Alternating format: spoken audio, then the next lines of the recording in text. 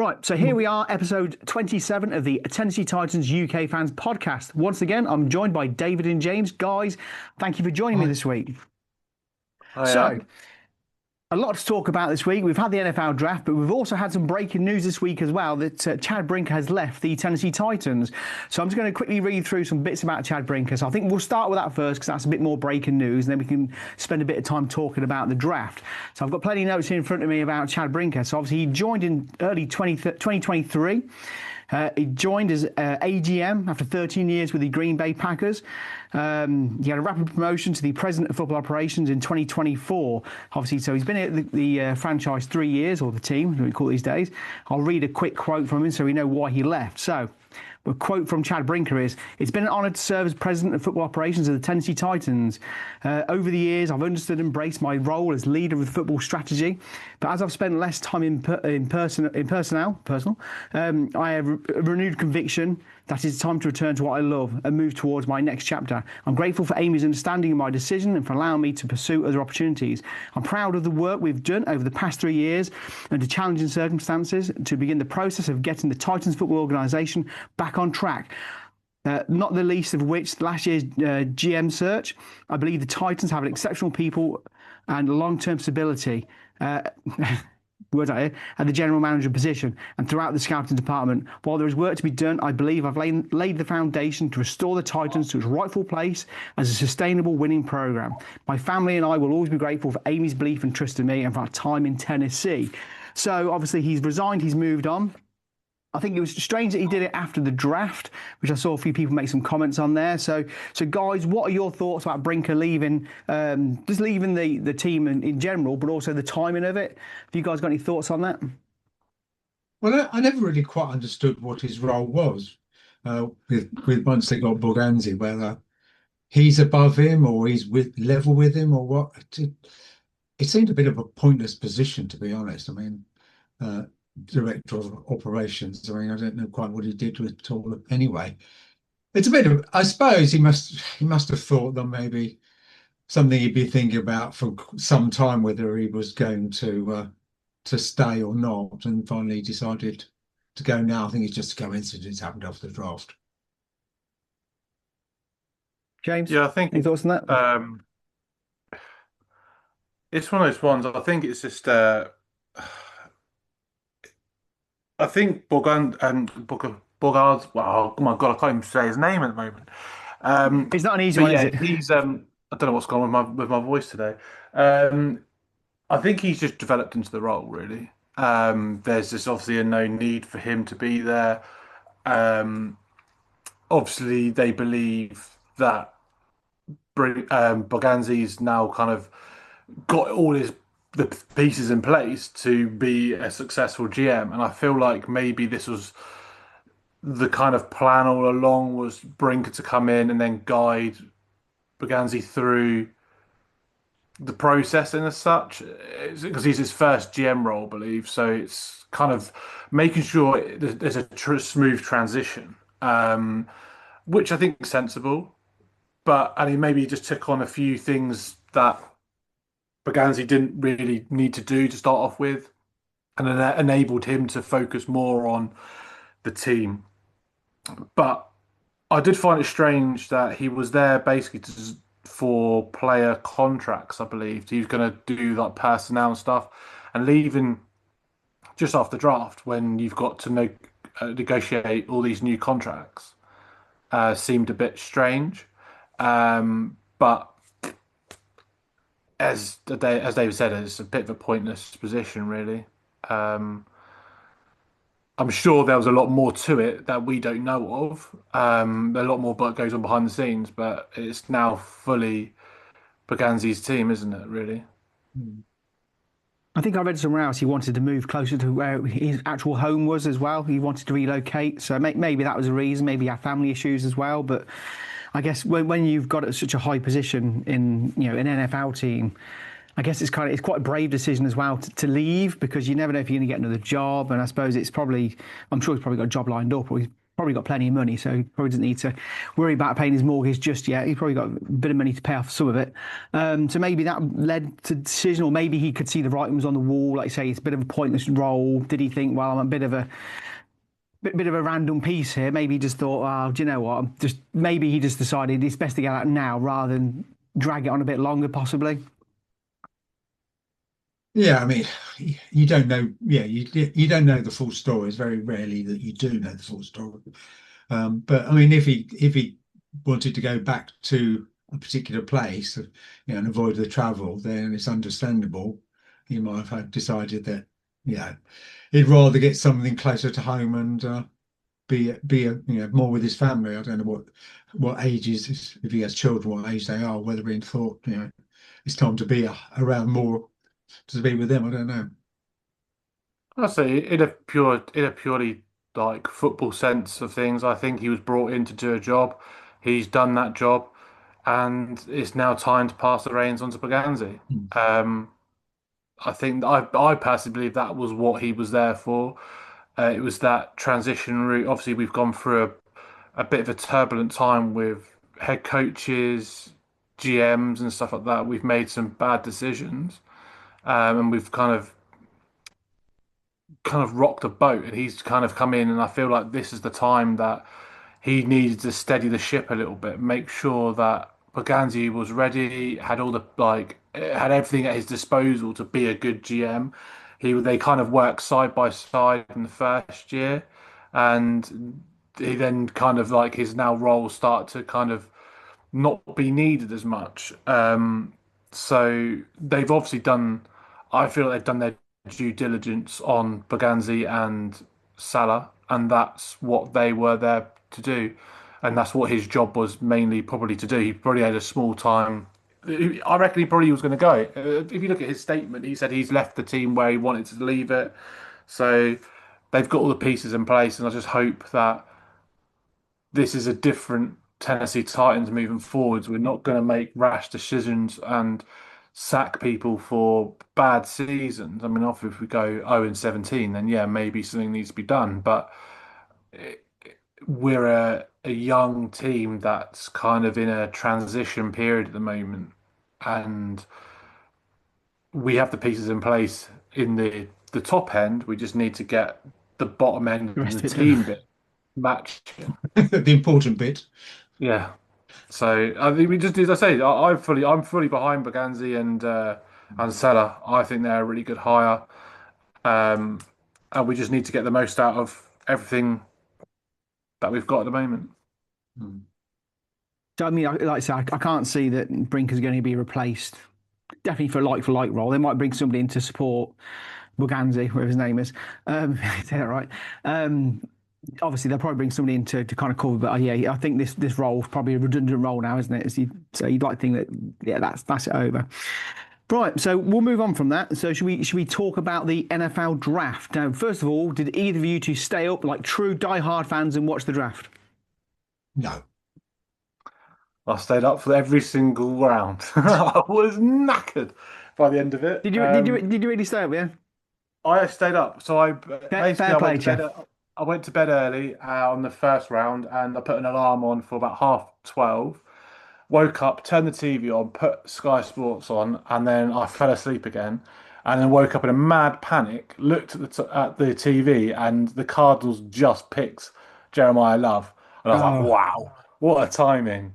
Sat up, watched that, and then sat through to the. Luckily, I was going to switch it off, but I stayed through to the end and saw us trade up. But yeah, and again on the next night, I stayed up to watch yeah. the thing that was a good thing about There was it no way I was is staying it up. got earlier and earlier, so it was all right. I mean, I Yeah, did keep an eye on I'd have passed out. on day three and watch and yeah, looked at my phone every so often to see them what pick they'd made. But you didn't have to stay up for that because that was done at about 7 o'clock in the evening. So Right, so you just mentioned there, obviously, I did a draft, a mock draft, and you guys did one as well. I got no players correct at all. Did you two get any players correct? no. No. Okay. Well, at Well, least well, yeah, I we've got the did. same I would mindset here. say We're not very good. I actually did. I actually did. That's because you did Because when 15 different drafts. That's why. yeah, Yeah. exactly. But no, I did a draft for um Tate 'cause I heard a rumor that they could take Tate. But it was one of those ones that you just think I heard about it and I was like, do you know what? I'll have a look at this and I did it. And I did actually get Tate and Falk in two of my drafts, and I did pick up Hill actually, but Yeah, they weren't in the I didn't do same well at all. draft. I definitely didn't trade up to go and get Falk. I picked up in the second round, to be fair. Um, but there's one of my draft. I did tons of trades and stuff. Hmm. Right, The totally so what we'll do unrealistic then? ones. What we'll do then, James, we'll start with you on this because you were awake and you watched it.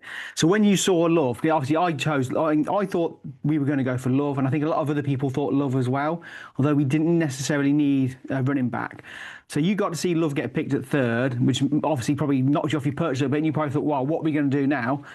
When we took Carnell Tate as our first round pick, what was your thought on that? Did you suddenly think were you shocked by we took a wide receiver? Because I know when we last discussed things, I had a couple of wide receivers in my draft, and you guys thought, well, we're not going to go for wide receivers just yet. So to take one as the first pick for us was a bit to me was a bit of a shock actually as well. So what were your thoughts seeing it live on TV? Were you taken aback by it?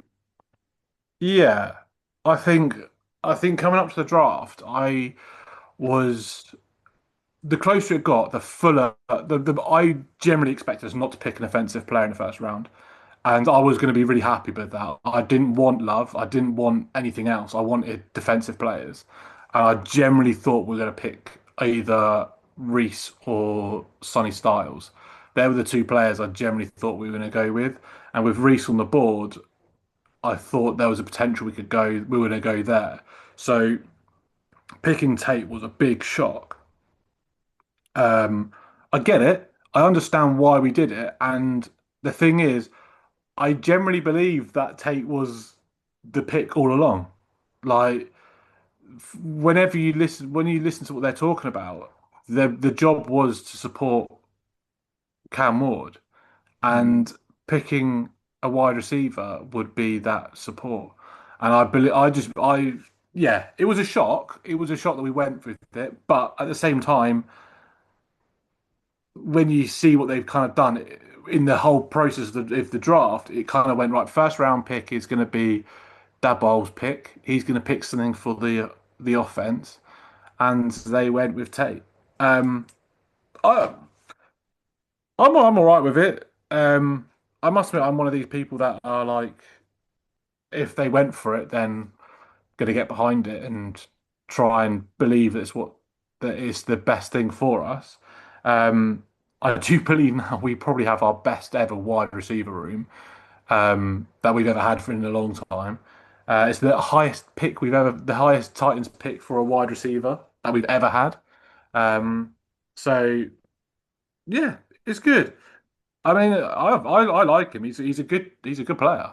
Um, I saw a picture earlier and I didn't save it, and it showed all our wide receiver room. And when you see it, it was compared to like last year's, and it showed this year's one. And like you say, yeah, oh, it's wide ridiculous. receivers looking quite strong, isn't it? Yeah, I mean, definitely. When you're probably thinking either Ridley's going to be, I just imagine Ridley will start as wide receiver one for the beginning, and then you'd probably see him drop off a little bit, and you'd probably see Tate come on, allow him time to get you up to speed, and like you don't want to put too much pressure on him straight away, because obviously we had that issue with Burke, with putting a lot of pressure on him, basically going, "You're our guy now. You're the franchise wide And then he receiver," broke and like it just glass. didn't. Yeah, and it Hmm. didn't really work. So I think they're going to ease him in slowly. But you've got three wide receivers there that are pretty good, um, and you've got a veteran. Like we always have this issue of bringing vets in. We actually now have a really young core of wide receivers with one veteran, and well, I'm happy about it. We're not. Yeah, it should be good. The one thing I'm good about it with the one thing I'm happy with Tate is 2025. He had zero drops on 66 targets. That's something we suffered massively last year of just dropping the ball, and his in that sense, we it's already a massive improvement on what we've already got. Ayamana was a bit drop happy. Ridley wasn't playing that well. He dropped the ball a fair few times. So having someone that has pretty reliable hands is what we're looking for. Contested catches, 85.7% contested catch rate in 2025. So it's all the makings of a good wide receiver. I'm happy about it. I David, mean, so Tate when wasn't the when first you woke up, person. Tate wasn't the first person I would have picked. I mean, I'm a bit sort of negative about him, but I mean, he's got a quite a good. He's 4.53 for the 40, so he's fairly fast. But his 10 yard time is something like 50 in the lower 15%. So you'd expect them to be marking him on the line, man. Yeah, press coverage. So he's got to prove he can get away from that. Um, but my real negative is that he came from Ohio State, where it's been the number one receiving place for ages, and he both last 2 years he was not the number one receiver at Ohio State. Um, I think Igbuka was ahead of him, and Jeremiah Smith, who is still there, was ahead of him for the last 2 years. So he's got to prove himself to be the number one receiver. But yeah, the Titans have made him his pick, and so I really hope he proves me wrong and he's up in the top of the receptions and touchdowns this season. See, this is why I don't believe into this whole wide receiver two story because Justin Jefferson was a wide receiver two at LSU, and now he's one of the best wide receivers in the game. The Ohio State, this is a mad wide receiver room. In 2021, the Ohio State wide receiver room was Smith and Jigba, Wilson, Olave, Harrison Jr., and Igbuka, whatever his name is. Someone was wide receiver one. There's five people, only one could be wide receiver one. And all of those wide receivers are now wide receiver ones in the NFL. So they obviously make something with wide receivers in that place. They have, and this whole wide receiver two narrative is the only reason why he was wide receiver two is because they have the best wide receiver in college football at the moment. So technically, you are going to play second fiddle. But when you look at their history, all the players that have come from that place have gone on to be wide receiver ones in their respective teams and good wide receiver ones at that. So they're not one of them, apart from maybe Harrison Jr., not many of them have failed to live up to any expectations. So I think there's promise with it. They say they have a very good way of developing wide receivers. So Hmm. if we look, the thing is with us, I'd rather have someone that can catch the ball and don't not drop it and can to catch it within like coverage, and that's what he can do. And that's all. I'm not really looking for the yards after the catch. That's all. I always say that's like kind of like a freak play. You're more likely going to be throwing passes into coverage and with it being like marked and everything like that. So that sort of playmaking ability is what we need. well, yeah, we just need to move up the pitch, don't we? The amount of times we've tried to throw balls and it's just, even the short ones don't get there. They drop them on the short balls. It's a long game to get those yards, isn't it? And we need somebody that when you've got to get like you've got 3 yards to get.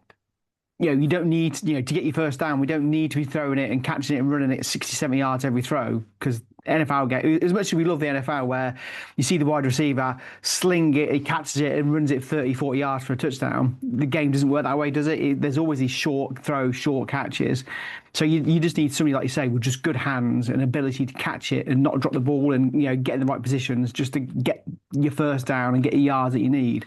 So, like I say, they've obviously, like you said, they've obviously decided give Cam the best tool that he needs going forward. So that's why. I mean, I know Titans took quite a bit of stick online, didn't they? If you guys have seen, a lot of people have been questioning it, saying taking him in that position, taking him in that pick. But at the end of the day, if that's what the Titans think is what they need most, then it doesn't matter, does it? No, I mean I've said all along, if you want a player, it doesn't matter if he's supposed to be 10 picks further down. if he's the one you want and you want him to play for you, then you pick him. You don't worry about what everyone else says. Um, I mean, Tate is a very good route runner, and that's what the Titans have struggled with last year, is that their receivers just weren't getting open. Where so we have someone who really can shift around and move and find himself a lot of open spaces. It's going to help Cam, um, as long as Cam doesn't miss him, because he did a lot last Yeah. season.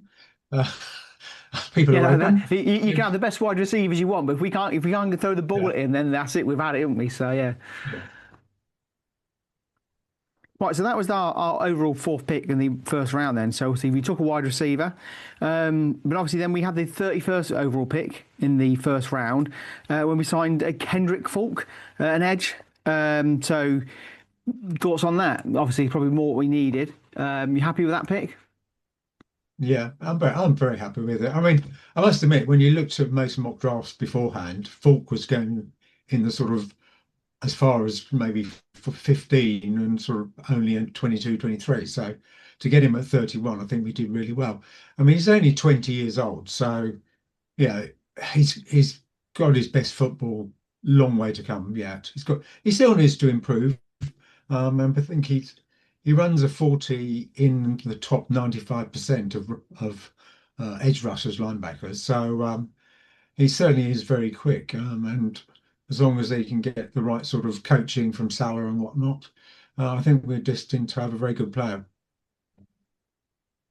Yeah, as a, I'm pretty sure I talked about him when we did our mock drafts that he had a really good 2024. And his season then was very, very good. That is someone you'd expect to be up in the probably top 15 picks and in the draft. His 2025 wasn't great, but then at the same time, I believe there was a lot of issues in regard coaching at Auburn. There was a lot of they just didn't get anything right on that defensive line. Um, he's a good pick. Like he's got all the attributes to be a game wrecker, and he's got everything that Salah looks for on that defensive line. And he's a big, tall athlete who's fast. You'd expect him to be good. I don't see him being a day one starter for us just yet. I feel like he's going to be someone that we kind of mold into position and give him time to develop. I mean, it all depends on how well he does at mini camp. You never know. With a bit of a sprinkling of the magic Salah dust, he might become he might be one of the steals of the draft. Um, he looks good. Everything about him is good. The only thing I have a dislike about it is last year we picked Femi as a second round project edge player, and this year we've traded up into the first to pick another development edge player. Obviously, we never really got to see that much of Femi as he got injured, but there seems to be this sort of thing about Guernsey's picks is that he's picking a development player quite high up, one with all the attributes and the traits to be very good. Um, if they believe it. I mean, I was happy with the trade as well. I thought the trade was really good. We traded up a fair few spots and didn't lose a single top 100 pick. So No, I thought, Bullocks 101. yeah. So we went from 101, but we kept our was it did we keep a second round pick or third round pick? I can't remember. But yeah, third round pick. But Yeah, we swapped 66 to 69, didn't we? yeah. So And then we traded him. I didn't think there was anything that bad with it, to be fair. I thought it was a good trade overall, really. Well, Um, see, if you get the and player you there's want, and everyone said he should have got picked earlier, then yeah, let's say if everyone said he should have got picked in the 20s, then getting him at pick 31 is even better steal Yeah. when you think that they've traded back to get him. Yeah, and yeah, he's not got any injury problems, because some people, had a slight injury problem and then they drifted, you know, further and further down. I mean, some people end up going about 70 spots lower after because of an injury scare. And he hasn't got any injury problems at the moment. as you say, he's young, he's moldable. And the thing is he's got everything there to be a good athlete. The production didn't show last year, but he has all the traits to be good. It's one of those things that the production doesn't match the attributes. With certain players, they don't have all the attributes and maybe put up a good production, like a bit of a freak year or something. It just clicked. But with Fulk, that he has everything there. He's got everything in place. He just needs production. And if you put him on a defensive line, and the good thing about him is he can play on the outside and move inside. So he's very versatile of where he can play. So that suits Salah's defensive line to a T, really. And imagine you playing like Simmons, Franklin Myers, and Falk all rotating in a line. The offensive line's not going to know where the pressure is going to come from because Simmons was effective last year in playing off edge. He's obviously a very good defensive tackle. Franklin Myers can play edge and defensive tackle. I there's the options is great. So just keep swapping them all around, and it keeps the offensive line guessing, which will then create more space. You'll end up with things like with the was it the Texans last year when the whole Texan line just went to one player and Simmons was like, "Oh, sweet, thank you very much," straight through the middle. Like that sort of stuff's going to happen if you keep mixing it up. It's going to be great. Right, okay, so we can then move on to our a second round pick.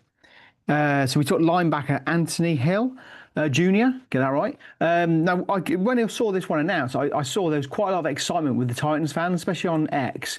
Everyone seemed quite excited about this one. A little note here: a fast, versatile linebacker who can rush, cover, and stop the run. So fills a defensive need. So, what are your guys' thoughts on that? Well, he's considered to be one of the best hunters of the ball in the draft.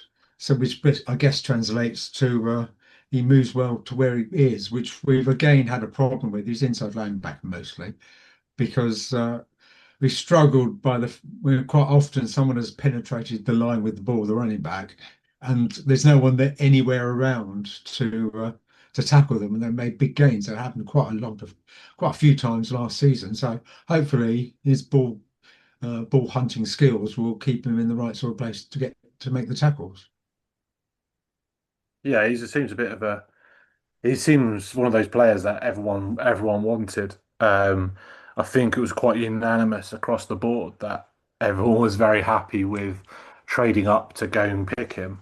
It was an aggressive trade. Um, they went for it, and like I said, he's been compared to Fred Warner. So if you're getting that sort of comparison, that's pretty good. You're going to have someone good there, and it's as David said, we had that gap in the middle where we were just left with Gray majority of the season, and if Gray didn't make the tackle, then there was nothing. Oh, So if we got someone alongside him, that's going to be sorry, great. that was me making Um, noise there. Oh. but yeah, I mean, he's what career 17 sacks, eight forced fumbles, three interceptions. Like he hunts that ball. So eight forced fumbles is quite impressive, really.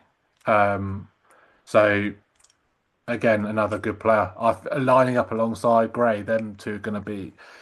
If Gray can keep going what he did last year, he'll. Oh, drop my pen. Hill's going to be really good, and I think maybe it might bring the best out of Barton. Um, if they play that 4-3 lineup with the three linebackers, it could be pretty good. Yeah, Be happy as well. Well, we all agree that Anthony Hill is going to be a good Titan. I hope so. Yeah. I think he's probably the most exciting pick of the draft. Mm. I would Yeah, say that's the he's the thing. That's one the that feeling I got off the fans. he's the one that I don't have any reservations about. I'm like, yeah, he's gonna be good. The rest are kind of a bit like, oh, they could be. Even with like Tate, you kind of that air of expectation. You want him to be good, but you're a bit like, Mm. oh, will he, won't he? But this guy, you're like, yep, I'm happy. Slot him in. There's a bit Do more what you got kind to do. of, we'll just get him in the team. It'll work. It will work out Mm. eventually. Then with Tate, it's a it should work out, but we're not sure. So there's a bit more of a kind of question mark around Tate, isn't there? Hmm. So we then had a few more draft picks, but obviously these are a lot further down. We didn't pick again till round 5, so pick 142. So I don't know much about these players as much. So hopefully you guys are a bit more. You've had a bit more time to try and sort this out. So pick 142 for the Titans was Fernando Carmona Jr. What do you guys know about him? Because I know nothing. I apologise. I've been very busy Well, this last few weeks. he's not off Arkansas. He's a guard. Yeah. Although he started his career and he played left tackle for 3 years, and then he transferred to the Razorbacks for his last season. He switched to guard, and so he's got a lot of experience on the line. You don't expect him to start or anything like that, but at the moment he can play guard or tackle, so you'd expect him to get a chance somewhere on the line. Hopefully not through injury, but through the season. But I think at the moment he's probably viewed as a project, not as a starter. I don't think anybody really in the 5th round is viewed as a start, or further down is viewed as a starter, unless the injuries occur and you're up to this week, son. Throw him in there at the deep end. Yeah, he played left guard, so he's not going to start there. So I personally think right guard is up for a grab with anybody. The people we've signed to play right guard, I have zero expectations for. I believe there's going to be a straight fight out for that position within the 2 linemen we've signed this year and Slater from last draft, and then all the other players we've got. I don't see the people we signed in free agency as that great for that particular position. I'm still hoping we sign Zeitler for that to take up right guard, to offer that starting role, and then the rest can develop into that. But at the moment, I would say he's got as much chance of starting right guard as anyone else has in that team at the moment. Someone did Right, so say he did a lot of snaps and he didn't give up much pressure. He also has a bit of a wild streak in him. He did stand on some guy's ankle and then taunt him, which he sometimes you then need that, addressed. don't you, in the team? He's got that fire in his belly, but he did address it and he has said he regrets it, blah, blah, blah. But I feel But he like does we it need again. that. It matches that Salah's his, well, I can't remember what the word is now, but his ideology of like fast and violent. And that's how you want to play. You want players that have got that, as the Americans love to say, they got that dog in them. And that's what Well, we're it's that hopefully thing going to as well get where on that if you've offensive got line. that kind of mindset and kind of aura about you, you've already got in the mind of the opposition. The opposition is always thinking, what's he going to do next? He's aggressive. So before you've even got on the field, they're thinking about you already, which I guess is a bit of a mental kind of a mental victory already before they've even got onto the field of play. So that's probably quite a good thing. So we'll go on to, we're running out of time. So I want to talk about Nick Singleton. So we didn't get love in the draft. And at pick 165, we picked a running back. So we did get one in the end. Now, I was just reading some stats in front of you here now. So he was at Penn State. He got 55 touchdowns, 45 rushing. I know it's a bit different in the college football. They get it's a lot more open. I mean, in rushing yards, 3,461, all-purpose yards, 5,500. So he obviously knows what he's doing as running back. But obviously, we do know it's different with the college football compared to NFL. You know, bringing him in, do you think we're going to see changes at the running back position now, possibly? Because obviously, I know we've got Pollard and we've got the other guy, I forgot his name. We've got a few guys there. Yeah. You know, do we think this guy's going to be brought in to come in, or are we going to move some of the experienced ones on? What are your thoughts on that? Well, he's not going to start. I mean, I think Pollard has got it, and I mean Pollard, unless he's horrendous. He's going to be the number one. He has actually got he had a metatarsal surgery in January, I think. So I don't know how long the healing process is, but he must be probably doubtful to be fully ready for spring track for pre-season. Well, you say it was in Um, January he had the surgery. yeah, 'Cause I yeah. think normally like a metatarsal, is it normally about like 8 weeks or so? So I Hmm. guess he's probably well, should be fit by now, I guess. But I mean, their surgeons are probably better than what I get when I broke my foot. So But the other thing I noticed about him is though that he's had 1,000 yards, and then the next 2 seasons, or the next season, he's had 750. Then he had 1,000. Then he had last season he had 500. So at the moment he seems to be a bit up one season, then down the next, and up one season, and down the next. But I mean, he catches the ball well. He's got all the right sort of attributes for us, I think. He'll certainly be getting the ball a certain amount of play, and hopefully he will be number one certainly for next year. Yeah, he's a home. The problems with him is it's kind of like the work between the lines, like the vision of seeing the gaps. But they say once he breaks free, he's got that home run style to him. That he's got his speed, and he can just break. Once he breaks free, he's away. Um, for me, I was happy. I mean, there's that talk, isn't it, about what I was saying last podcast was that the running back position is not deemed that valuable. Whereas now the Cardinals have the most expensive running back in NFL history who hasn't even played a snap yet. We actually have a very good running back signed who's going to be very cheap for us and for 4 years. So it's as I say, as Dave said, it's going to be someone that's this year we could sit behind Pollard, and I think he's going to have a good fight between him and Spears. I mean, Spears is in day; he's a third down back, so he's not going to be. He's more receiving back, not the workhorse kind of person. So you're looking at Pollard, who's going to get a majority of the snaps there, but maybe he can take some of those snaps away and see what he can do in those positions. But he's a very good pass catcher as well. So he's got everything that you want really from a running back all right, so we're and down to lower the down last the two draft pick. minutes. So So I'm just going to quickly talk about the other three players, and we'll get a quick grade from yourselves on the draft. So pick 184, we got defensive tackle Jackie Marshall from Baylor, or Balor, sorry, is that right? Pick 194, we got Pat Coogan, who's a centre from Indiana.